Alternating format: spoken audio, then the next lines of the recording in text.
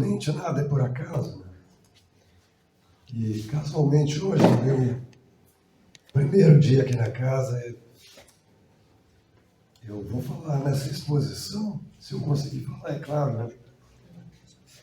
Sobre uma oração que chama-se a oração da serenidade. E essa oração justamente cai para mim, né? Porque há coisas que a gente não pode modificar. Então, esse meu estado hoje, infelizmente, eu não posso modificar. Gostaria de estar melhor, de contribuir melhor, mas vamos ver o que acontece. Quero agradecer imensamente aqui pelo convite da casa. Estou muito feliz em estar aqui e gostaria de dizer para vocês que o Espiritismo, ele faz parte da minha vida, de tudo sempre, né? E esse tema é a chave de muitas respostas que a gente procura e que a luz do Espiritismo nos traz para que a gente entenda o porquê dos nossos sofrimentos, das nossas dores. E ao contrário de que às vezes muitos irmãos pensam, a nossa doutrina não prega o sofrimento, mas ela explica o porquê que muitas vezes sofremos, porquê que às vezes sentimos as dores, né? Porque o nosso Pai, Ele não nos criou para sofrer. Não criamos em Deus se tivermos que acreditar num Deus sádico, que massacra os seus filhos, que pede para que esses filhos estejam sacrifícios que não podem dar. Mas nessa exposição, nós vamos poder observar que realmente tem uma outra conexão. O que significa aflição?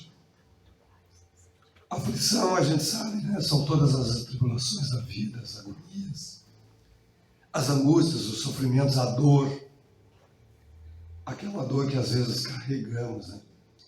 E não entendemos o porquê dessa dor. E aí nos perguntamos, mas esse Deus a qual nós cremos, que é infinitamente bom, justo, permite que os seus filhos sofram as dores. Nós no Espiritismo sabemos que não é assim.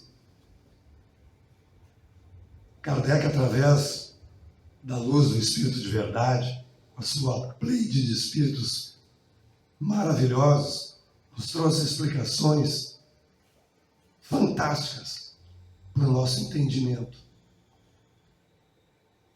para o destino do sofrimento e da dor do nosso espírito, do nosso ser, do que nós somos como essência verdadeira. Porque nós somos muito mais do que isso.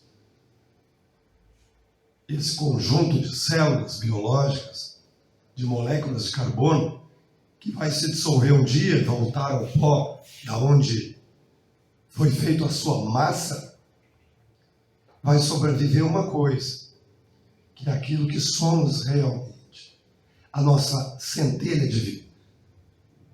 Porque é isso que nós somos. Nós somos espíritos. E como espíritos, nós estamos numa caminhada, cada vez experienciando novas oportunidades de aprendizado, a qual chamamos reencarnação. É magnífico isso. Com respeito a todas as religiões, o Espiritismo é uma das únicas que explica por que sofremos, por que sentimos essa dor hoje. E nós nos encaminhamos e nos enveredamos para esses estudos e vamos cada vez mais conhecendo o nosso ser íntimo do que realmente nós somos formados. A nossa essência.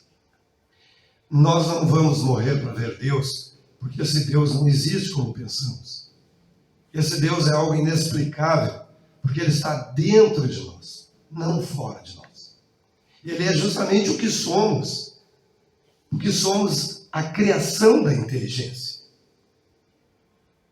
E por isso, muitas vezes nos perguntamos, e nos questionamos, aonde está esse Deus? Por que Ele me abandonou? Quando às vezes é justamente naquelas horas mais amargas que Deus está nos carregando no colo, nos suportando para que a gente consiga ultrapassar essas questões a qual nós mesmos criamos com nossas atitudes, com os nossos caminhos.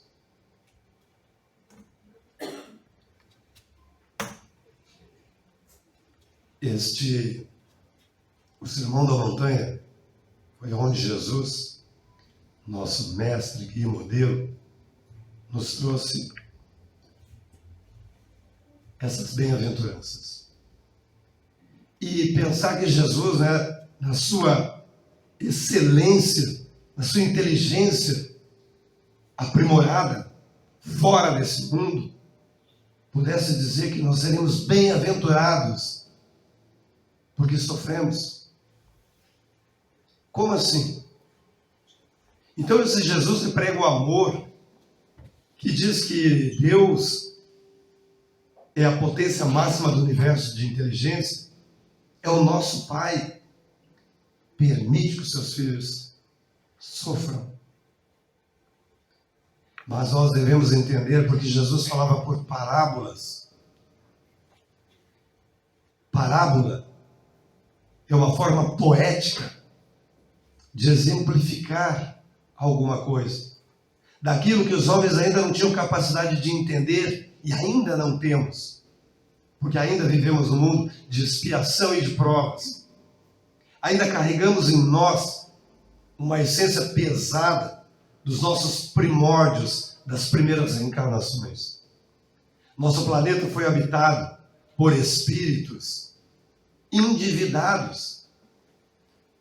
Viemos de outros orbes, estamos aqui trabalhando, arando a terra, e hoje somos os trabalhadores da última hora. Hoje, essas últimas encarnações são aquelas que vão mudar o planeta, para que o mundo se transforme realmente num mundo de regeneração. Assim como as Escrituras nos falam, assim como o Consolador prometido nos fala, como Kardec nos trouxe as explicações para o amanhã. E como muitas e muitas religiões, dentro da sua forma de acreditar, acreditam na vinda de Jesus. E nós acreditamos no Consolador prometido. Não importa qual sua fé, qual sua forma de religiosidade. O que importa mesmo é o que nós fazemos. A nossa ação no dia para nós mesmos e para com os nossos semelhantes. Nós vamos ser cobrados, sim, pelos nossos atos e as nossas atitudes. Porque, como diz o Espiritismo, a plantação é livre, mas a colheita é obrigatória. Aí não podemos mais escolher. Quem pensa que vai plantar batata e vai colher morango, está enganado, porque sabe que não é assim. A natureza nos mostra que não é assim. Então, se eu plantar espinho, eu vou colher espinho. Se eu plantar flores, eu vou colher flores. Eu não tenho que culpar ninguém, nem a providência divina, nem sequer meu pai, minha mãe ou os governos, porque eu apenas posso olhar para mim mesmo e ver aquilo que eu tenho que me reformar na vida. Aquilo que eu preciso fazer realmente para estar conectado com essa lei divina, que é cósmica, porque o Evangelho é quântico, ele se modifica, se transmuta de mundos para mundos, de galáxia para galáxias, mas ele é sempre com leis imutáveis, e contra leis imutáveis nós não temos como agir. E quando nos desarmonizamos com essa lei cósmica, a que chamamos Deus, nós adoecemos. E a doença nos traz dor, sofrimento e angústia. Se não queremos mais sofrer, nós temos que nos reformar.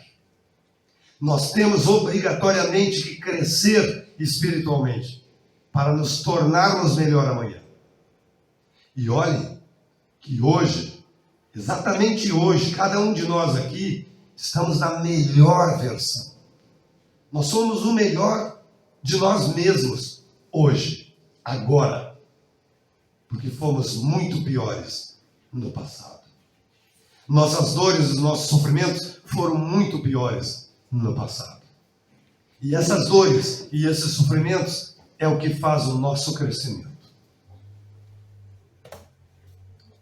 Imagine se tivesse uma cárie no dente e ele não doesse nunca, ele ia cair da nossa boca. Então a dor, ela é benéfica, ela é saudável quando a gente precisa um alerta.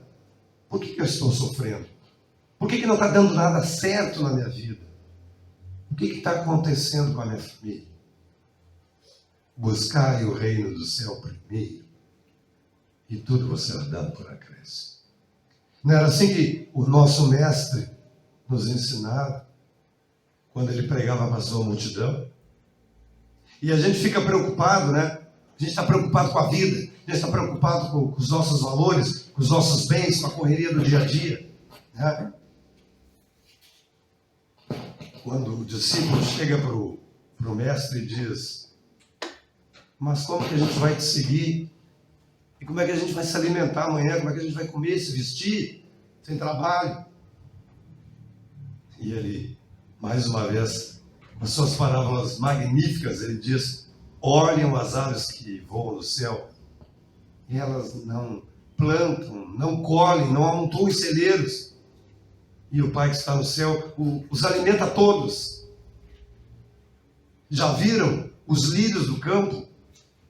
Nem Salomão se veste majestosamente como eles. E eles não fiam e não tecem. Será que para vocês Deus terá menos preocupação do que as árvores que estão na natureza, que amanhã será cortada e lançada ao fogo? Ou das aves, ou dos animais que são irracionais? Nós somos menos que isso?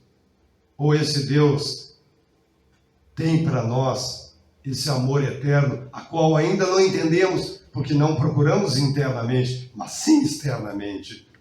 E quando queremos encontrar Deus em algum lugar, numa igreja, numa sinagoga, em qualquer lugar que Ele não está, a não ser dentro de nós, nós nos perdemos.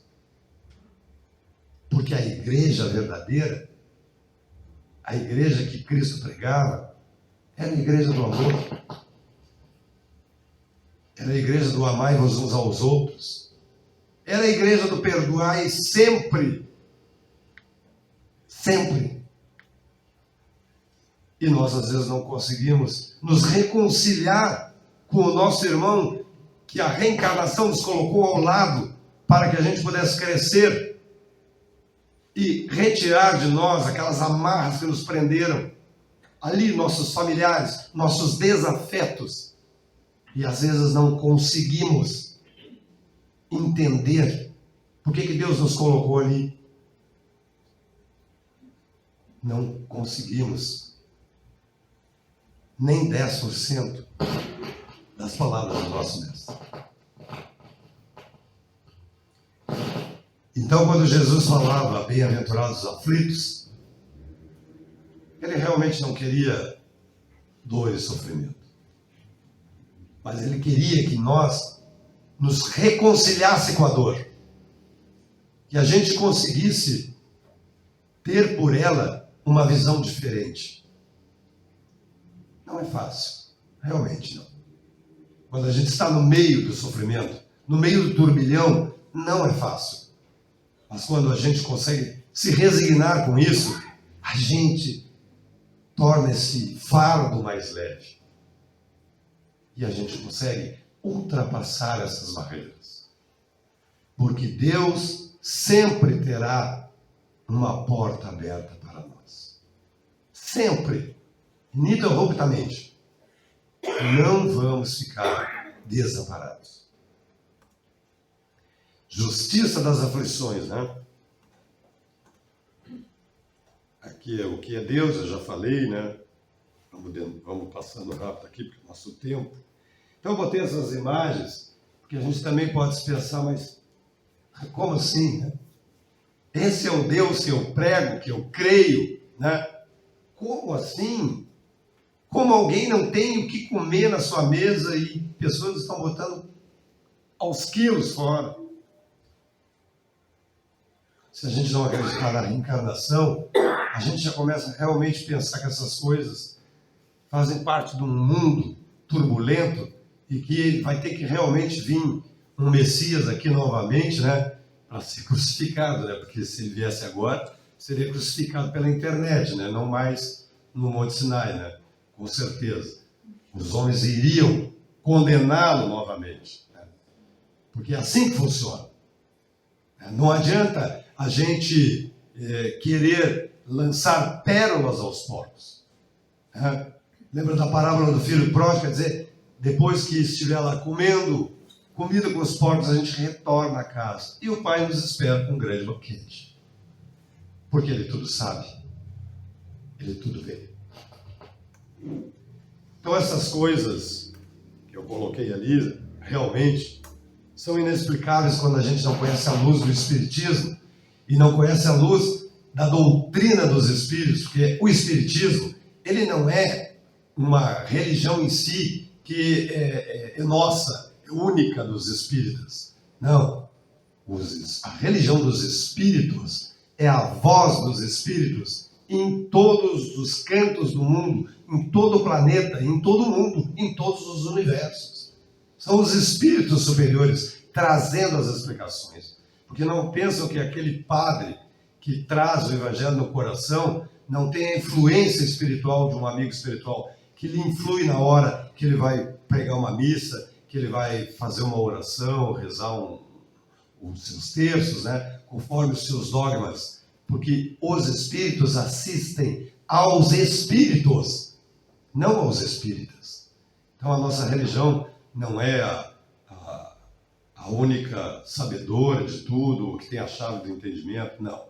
Nós trouxemos, através da codificação de Kardec, né, do Espírito de Verdade, de toda a sua pleide de espíritos maravilhosos, trouxe explicações que ainda não estavam aqui, mas muitas correntes espiritualistas hoje trazem livros fantásticos, né, que a gente com certeza tem esse entendimento. Então, as vicissitudes da vida são as causas do nosso sofrimento muitas vezes. Nós sofremos porque nos desviamos. Somos desviados da lei, né? A lei humana já funciona assim, né? Se a gente entrar no supermercado, roubar uma laranja e tal, a gente vai ser condenado. Cometer uma lei de trânsito e tal, a gente vai ser condenado, né? A lei do universo, ela é muito mais ampla do que isso. Ela não tem brechas. Não há advogado que nos retire daquilo que nós quebramos. Porque se nós quebramos, nós teremos que consertar. Não adianta colocar na porta do outro irmão. Foi nós que fizemos. Foi nós que erramos. Mas tem uma coisa muito interessante nisso tudo. Deus, por ser onipotente, onipresente, tudo sabe, tudo vê, e é soberanamente justo, Ele nos dá a liberdade, através do nosso livre-arbítrio, de pagar esse mal, muitas vezes com o bem. Por isso que Jesus falava que fora da caridade não há salvação. Porque quando nós somos caridosos com a gente mesmo, né? Com a gente mesmo, em primeiro lugar, com a nossa família, com os nossos semelhantes, com os nossos irmãos. Agora teve essa enchente aqui, né? No nosso estado, muito séria. Que está aqui, ó, as causas das aflições. Está bem explícito aí, ó. Ninguém está impune. A gente não sabe qual a questão desses espíritos que, infelizmente, desencarnaram nessa situação, e a gente fica solícito com isso, com certeza nos comove. E a gente muitos prestaram, né? Todos nós, eu acredito, né? A gente fez doações e prestou, outros foram para lá socorrer, mas as dores estavam ali, as aflições estavam ali, estão até agora, né? Muitos nem conseguiram retornar às suas casas, né? O que esse Deus fez?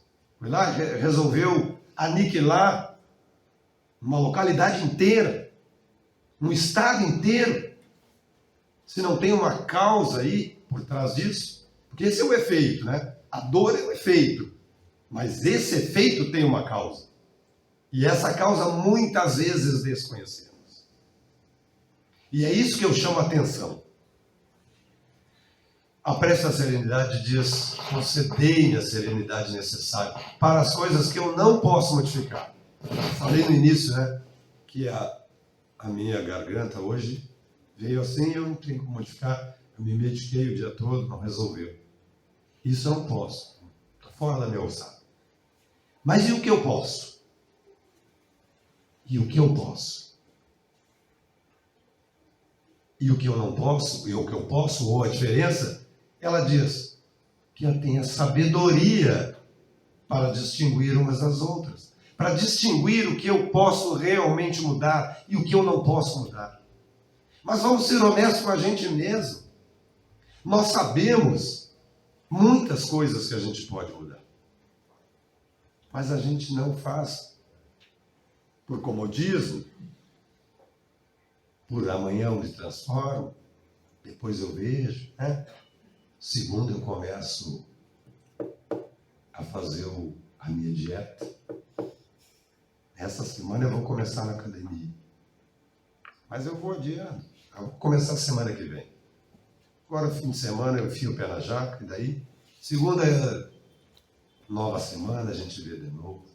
E a gente vai adiando os nossos projetos. E os nossos projetos reencarnatórios é a mesma coisa. Porque quando nós estamos no mundo espiritual, nós pensamos diferente, estamos livres de um corpo. E aí, então, meus amigos, eu quero reencarnar de novo, quero me reatar com os meus irmãos, quero fazer tal coisa. Quando a gente chega na carne, as coisas mudam, porque a gente tem a chave do esquecimento. Então a gente tem que ir só pela intuição, sabemos o que temos que fazer, mas aí o corpo fala mais alto. As vicissitudes da carne falam mais alto. O nosso ego fala mais alto. O nosso ego é o nosso pior inimigo. É aquele que faz todas as nossas aflições. Porque é ele que nos leva a pensar de tal e tal maneira. É ele que não batemos a porta estreita, mas resolvemos bater na porta larga. Como Jesus nos falava. E se nós não entendermos que somos nós os precursores das nossas angústias e das nossas dores, nós vamos cair de reencarnações em reencarnações até entender que a gente tem que mudar, tem que se reformar. Claro que cada um tem as suas condições de fazer tais coisas. Há irmãos que estão num ponto melhor que o outro, né? Um nível melhor que o outro, conseguem, né, fazer, outros não. Há muitas condições diversas aí. Mas a gente consegue fazer muitas coisas que a gente não faz. E a gente reclama depois a providência divina, né? A providência divina é o causador dos nossos problemas. Quando na realidade somos nós mesmos. As causas atuais das aflições, não preciso nem exemplificar aqui, porque a gente realmente sabe disso, né? A gente cometeu todo tipo de excesso na vida, chega no fim da vida cheio de doença, né? Mas que, oh meu Deus, pô, vou na casa espírita todo mês, eu sou palestrante, sou evangelizador, sou isso, sou aquilo, faço caridade, o Senhor me dá um câncer terminal, eu vou reclamar para Deus. Eu posso reclamar para mim mesmo? Se eu reclamar para mim mesmo, o meu ego vai dizer, não fui eu, foi o outro. E sempre quando eu colocar essa dívida no outro, essa dívida vai arrolar É que nem juros de banco, a gente vai indo e não paga nunca.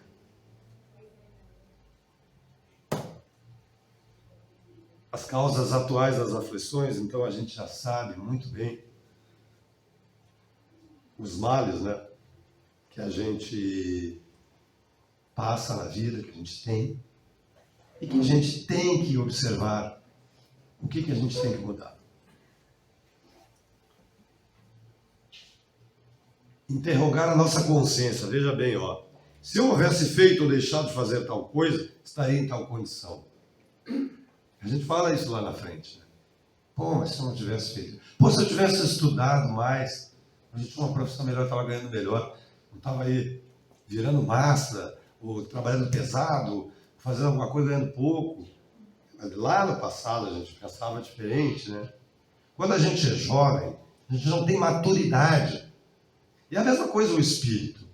O espírito, no início da sua trajetória, como diz Kardec, ele foi criado simples e ignorante. Ignorante porque não conhece as coisas ainda, como uma criança, né? Simples da forma simples de ser. Porque Deus não tinha simplicidade para criar um ser, né? Era as palavras que na época se tinha para se colocar, para se exemplificar o que é esse espírito na sua trajetória primordial, né? Depois vem André Luiz lá em Evolução dos Dois Mundos e nos dá uma explicação técnica maravilhosa, né, da construção do espírito, onde nós viemos realmente, da essência que nós somos formados, né, de todas as energias que são aglutinadas nesse ser, hoje que chamamos de ser inteligente. Extraído lá do fluido cósmico inteligente, né, do universo. Que nada mais é do que Deus que está em tudo, que está em todos, que está dentro, que está fora, que está onde que a gente quiser, aonde se olhar, é Deus. Porque na física quântica se fala que tudo é energia. Tudo, esse prédio, nosso corpo, nossa célula, nossa unha, nosso cabelo, tudo se dissolve e pode voltar à energia primária. E nós somos isso. Então nós podemos observar que a essência universal, ela pode ser a nosso favor. Porque quando eu falo em harmonia, em harmonização de universo, é justamente isso. O nosso corpo é feito de vibrações. Nós temos aura, espíritos, chakras, corpos espirituais. Desde o nosso corpo físico até o último corpo astral, nós temos uma infinidade de coisas. E nós harmonizando esses chakras, harmonizando essas ideias que são os nossos pensamentos, nós não adoecemos tanto, não sofremos tanto. Teremos menos angústias, menos dor. Mas quando tivermos, que a gente consiga se resignar com ela. Dizer, Senhor, o Senhor me deu essa dor, é minha, pertence a mim, não ao meu irmão, senão eu estaria com ele. Então eu estou aqui.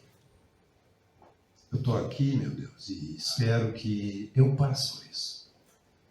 Que eu passe com dignidade, que eu passe com esperança. Saber que amanhã eu estarei melhor. Eu serei uma pessoa melhor do que hoje, com certeza. Assim, nós estamos aceitando a dor de uma forma amena. Porque a gente não quer dor. Nenhum de nós quer dor. Mas a gente aceita essa dor quando a gente entende que essa dor é um remédio para a nossa transformação espiritual. Eu não sei como é que está o meu tempo aqui, eu devo estar acabando.